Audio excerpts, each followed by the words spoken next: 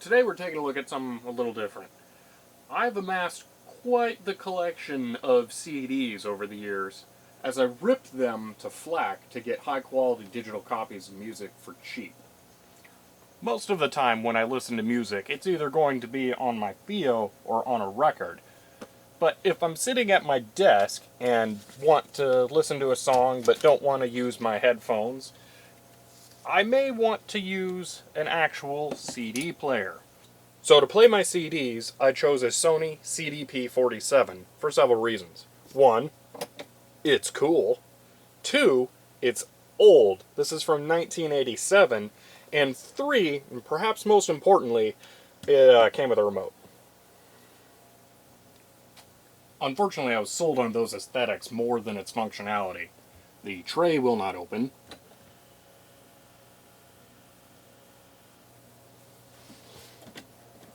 And if you do manage to coax the CD drive open, once the CD actually starts playing, even the slightest vibration can cause it to skip.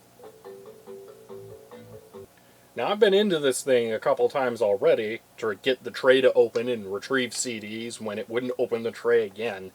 And I found a way to mostly help the tray, but it's kind of, we'll look at it later. But I haven't found anything that fixes the skipping. So we're going to go the old school route on this and use the service manual.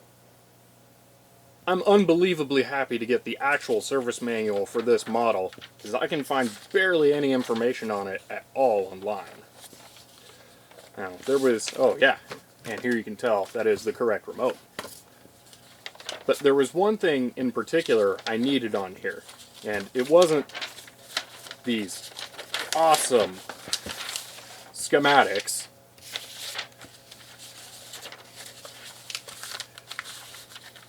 Or the really cool blow-up design. It was... oh, where's it hiding?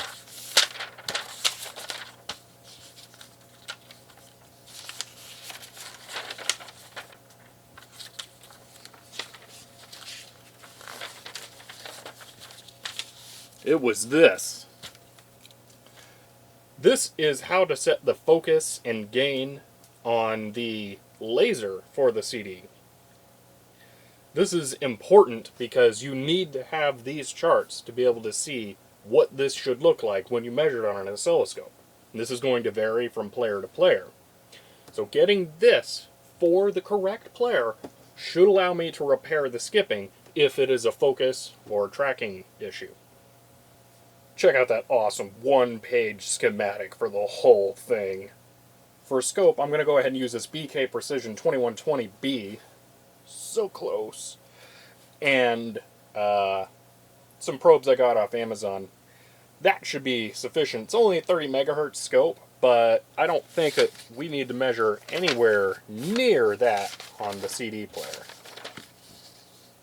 Yeah, the data sheet is referencing everything at 2 millisecond divisions here.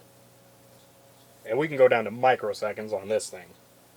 Well, I think that's enough time spent gabbing. Let's go ahead and crack that thing open. Alright, let's get to work. So, like most stuff from this era, there are some screws on the sides.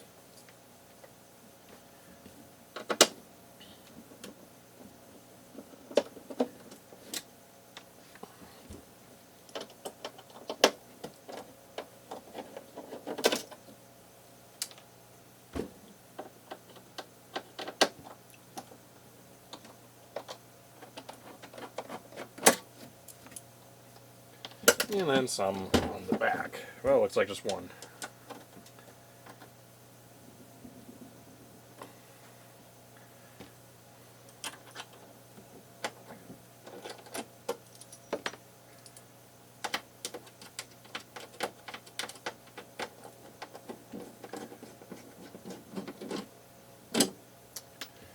All right.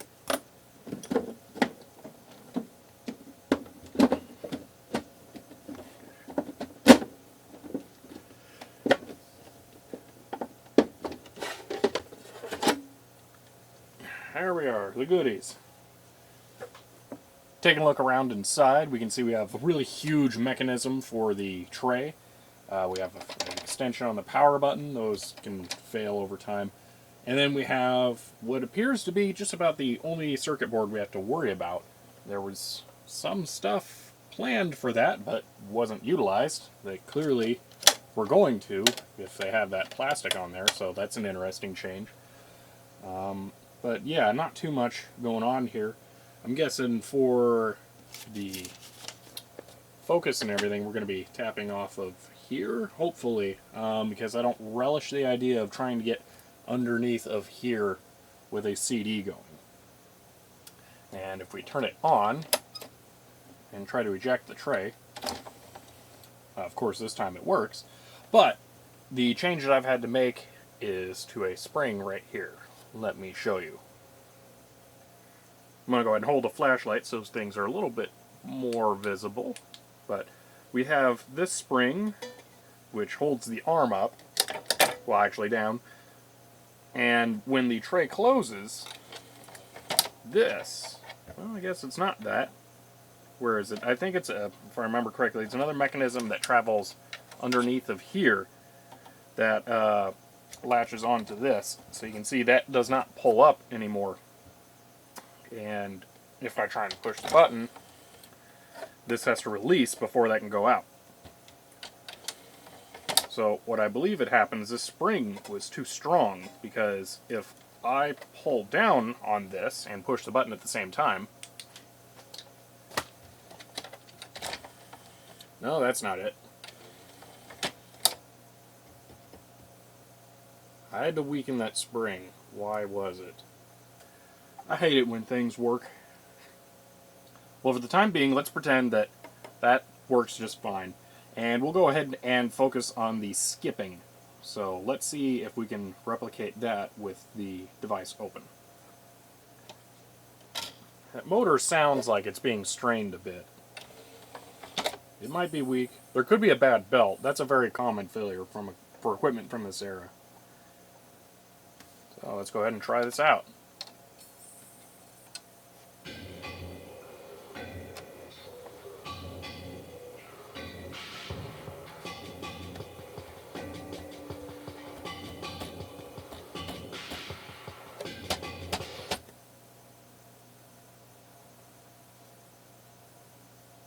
This doesn't seem to be behaving as badly for me now as it was before, so it's almost as if this thing is healing itself, but we're still going to take a look at the voltages on there with the oscilloscope. So taking a look at this, we can see, first they say you need a frequency response analyzer. Ooh, fancy. And by that I guess they just mean an oscilloscope, because they go outright and say it. But we see which locations we need to connect to on a servo board, which, like I'd shown earlier, there's just one big main board over there, so that might be a separate thing under the CD tray we'll have to take a look for. We have the explosion view over here as well, so we'll take a look at that. But while I was looking over everything here, I noticed that it says Insert Disc YEDS 1. That could be a problem, because that's one of the first CDs ever made. It's a Sony demonstration disc. That's not easy to get a hold of, so if I need that, then I'm just not going to be able to do this.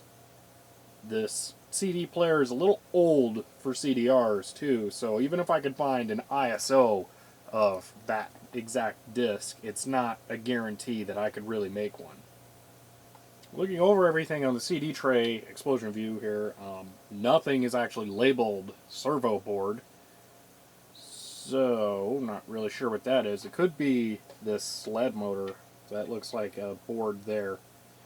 And that could be a trim pot that they've drawn. No, clearly that's a mounting hole. But we'll take a look. Alright, so there's clearly some discrepancies in the manual here. We have a main board. We have a power board, sled motor board, spindle motor board, loading motor board, LCD board, lamp board, control board, but no servo board. So, I wonder if the servo board is maybe a sub-element of the main board over here. Looking at their X-ray view, I don't see anything that's too terribly isolated. Maybe this area, but those look like... I'm not really sure. Okay, so this is interesting. Here we have transistor 403, transistor 404, diode 405, and then red, and I'm going to assume white here. But if we take a look at the full board, we have transistor 403, transistor 404, diode 405, and PE, or FE, and TE, and a blue and white cable. So, is this our measurement point for the servo? Well, let's try and find out. Now the manual does mention here, sound is interrupted during play, or time counter stops progressing. We have tracking is low, so we need to adjust the tracking, not the focus. And that's good, because this area is for the focus, and that's where it says to connect it to the servo board. Over here, we're told connect it to the main board, and this is for tracking gain. So if it is a tracking issue, we should be able to connect to the main board. And at the bottom of the page, it shows where that is, and it tells us what we need to adjust. Okay, so we have FE, TE, and we also have FE and TE. And going back to our service manual, we have FE and TE up here, which is about here, and then we have these. So this seems about right. I think these are posts for us to measure off of, which those are massive. Wow, I don't know if I can even grab around those with my hooks. But we need for the tracking gain TP and FE, which this kindly ignores, but they're mentioned on here, TP and FE, so this is confusing. Alright, here's what I'm going to do. I'm going to assume that this is a typo and that I am actually supposed to connect to FE and TE. And then we'll see what we get. Maybe, hopefully we'll get something that looks like these, but it would be, if it's low, it's looking more like this, but we'll see. So let's go ahead and hook it up. Now I'm going to follow the sheet, which shows the main probe being connected to FE and the ground connected to TE.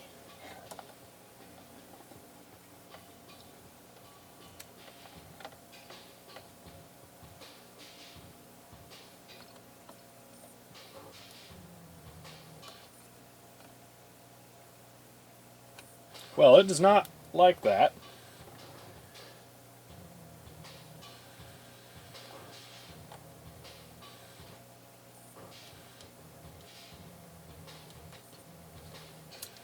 It does not like that at all.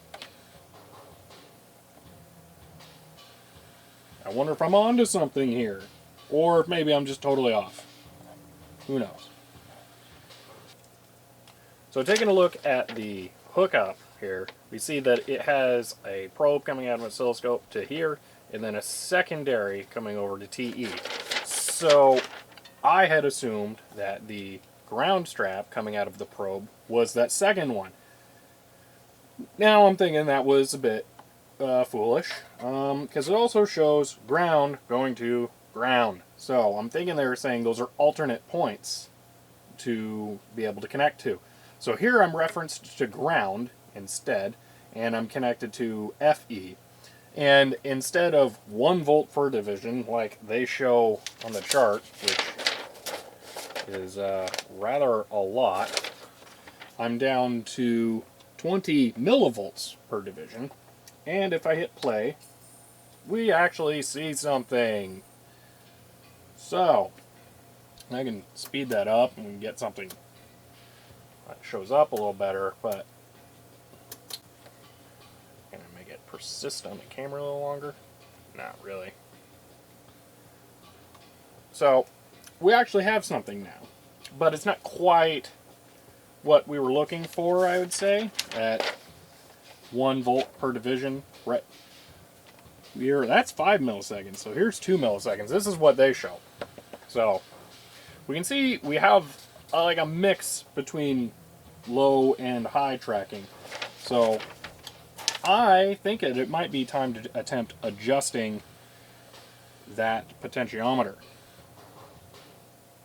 So I don't give myself a very bad day if I'm wrong, I'm going to go ahead and mark it first.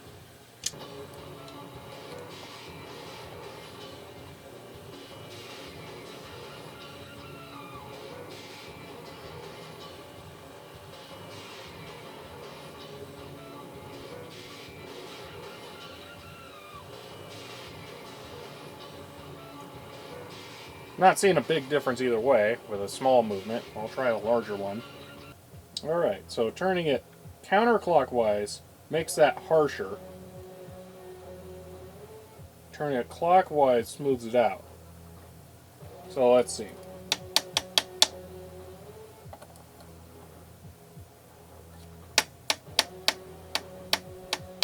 Oh, that's weird seeing that.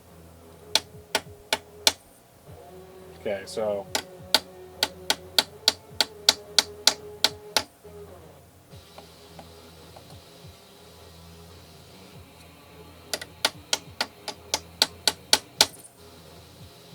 well, I'm getting pretty harsh with it either way.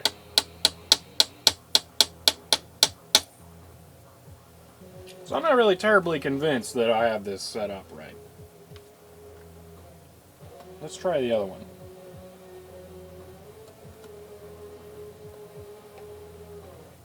So this is TE. Here we go. I think I'm getting it to trigger on something more real. Let's see what we can do. Oh, that's worse. Ah. Oh, guess who didn't mark this one? Wonderful. Okay, so if I turn it clockwise, that gets smoother. If I turn it counterclockwise, it gets harsher, but quieter. The motor is not making as much noise. What I'm viewing here does actually look like this a bit. I don't know. I mean, again, they have their divisions set to 1 volt, and there's no way I can have it set that high. I'm at 50 millivolts here. If I set it to 1 volt, I get a flat line. This isn't out. No, not even close. So I have to be much farther in than they suggest, but I do get something that looks sort of like what they show. And I can adjust it to make it look somewhat similar to between those two.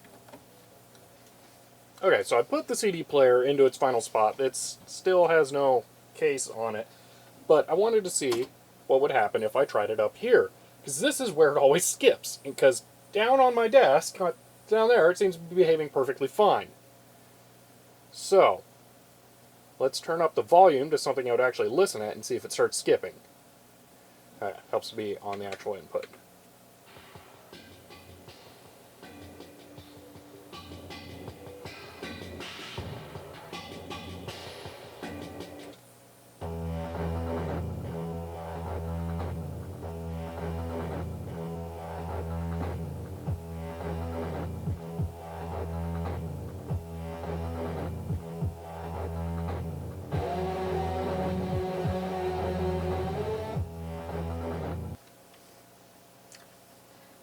So this particular album, or this CD I should say, skips a lot for me on this player, and I was trying that out, and it was skipping still. It would skip more if I tapped on it, but it would skip without being tapped, and I'm starting to think it's not a vibration thing, so I'm going to play it again on this surface. Heck, I'll throw the whole player on a pillow, see if it skips, because I suspect it's not a vibration thing.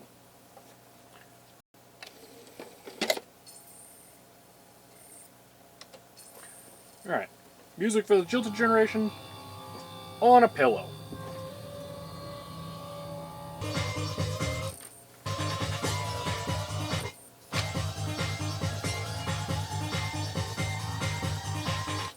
Okay, I think that proves it well enough. So it's not mechanical shock. It is just skipping. So, and for reference, this CD is absolutely 100% perfect.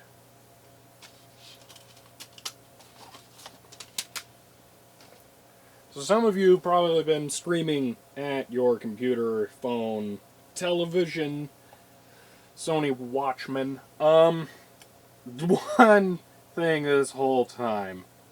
TPFE, TPTE. Yeah, I was looking for something literally named TP and something named FE. TP means touch point.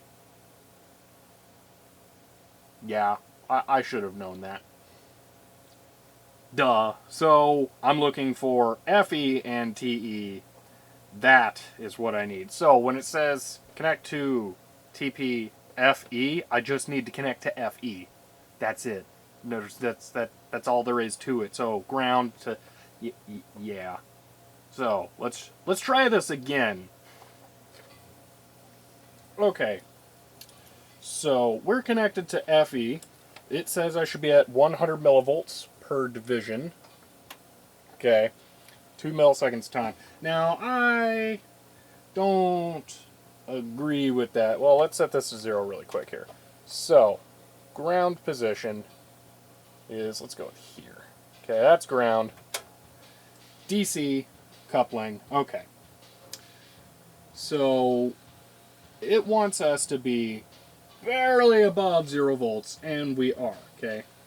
Now, low focus gain will raise. No.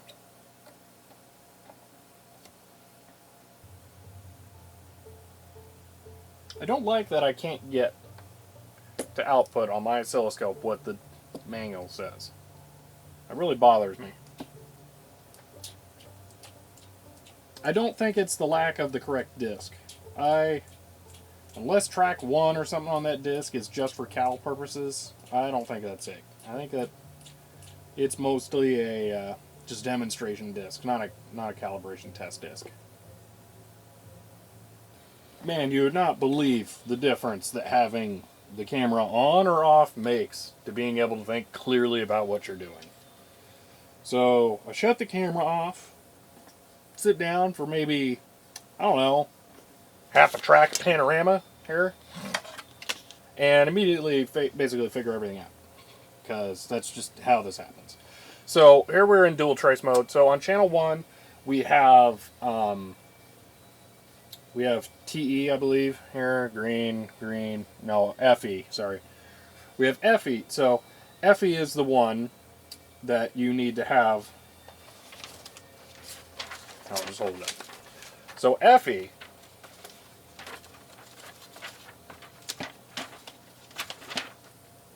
gets adjusted in the, ooh, that was fun, horizontal axis, okay? And if I do this, we can see that I can indeed move it up or down. So they say that the average position should be at about 100 millivolts, okay? And I'm at 100 millivolts per division.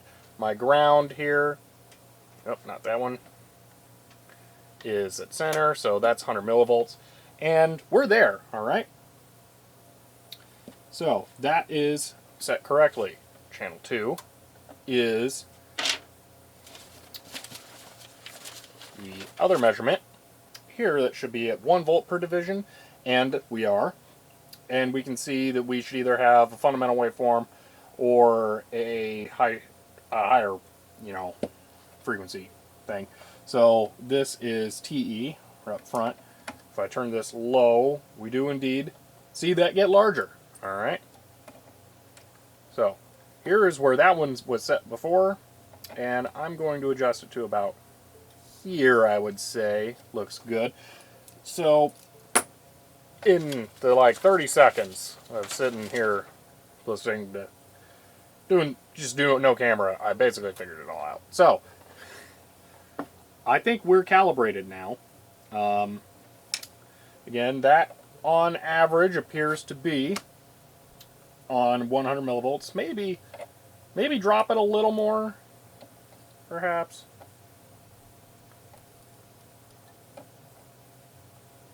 That raises it. Yeah, I'd say that's about it.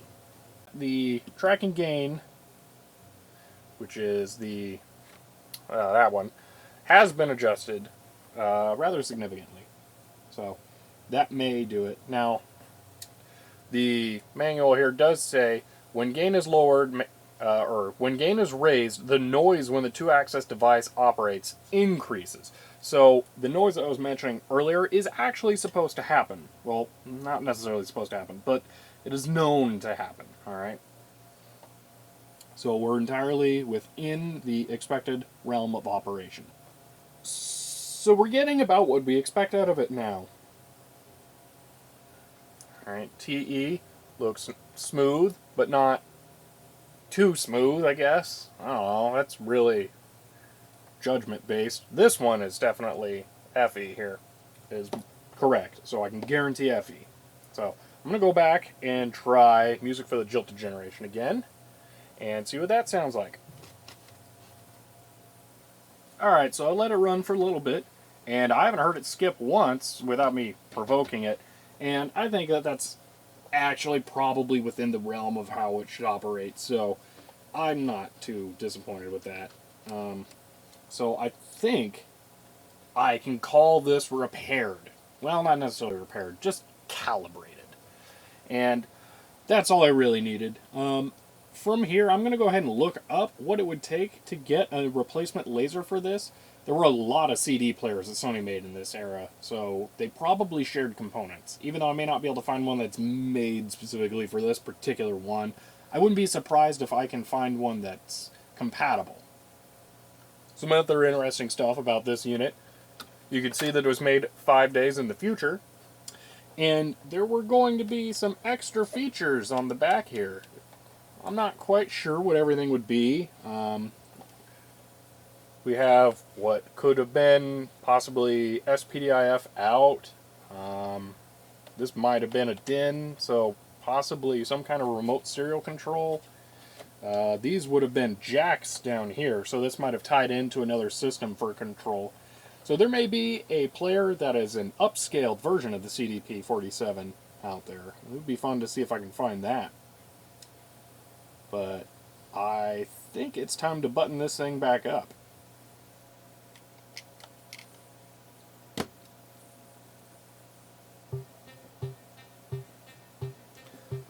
Well, that seems to be it. I haven't had the CD player skip on me once yet since getting everything fully calibrated, so I'm pretty confident in saying that it is done. Now, if I can find a replacement laser for it, I will probably do that just to make it as new as possible, because I want to use it for a long time, because, oh, it's so pretty looking. But I don't know if I'll actually be able to do that. If I do, you can expect to see another video about it. During this video, I've been using music off of Nine Inch Nails' Ghosts, which is a Creative Commons album, so I am compelled and obligated to inform you of that. But other than that, I think we're done here. I'll see you guys next time.